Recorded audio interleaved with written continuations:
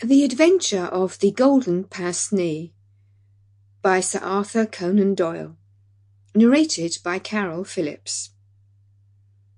When I look at the 3 massive manuscript volumes which contain our work for the year 1894, I confess that it is very difficult for me, out of such a wealth of material, to select the cases which are most interesting in themselves, and at the same time most conducive to a display of those peculiar powers for which my friend was famous. As I turn over the pages, I see my notes upon the repulsive story of the Red Leech, and the terrible death of Crosby the banker. Here also I find an account of the Addleton tragedy, and the singular contents of the ancient British barrow.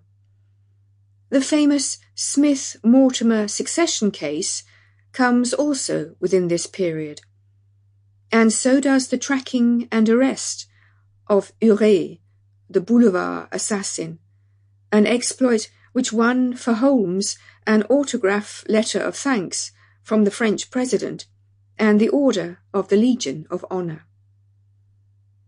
Each of these would furnish a narrative, but on the whole I am of the opinion that none of them unite so many singular points of interest as the episode of Yoxley Old Place, which includes not only the lamentable death of young Willoughby Smith, but also those subsequent developments which threw so curious a light upon the causes of the crime.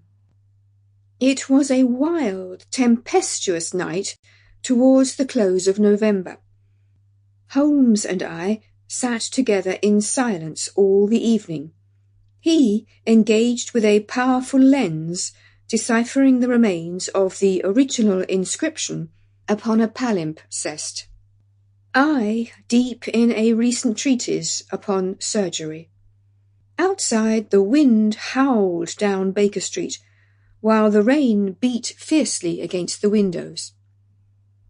It was strange, there in the very depths of the town, with 10 miles of man's handiwork on every side of us, to feel the iron grip of nature, and to be conscious that to the huge elemental forces all London was no more than the molehills that dot the fields.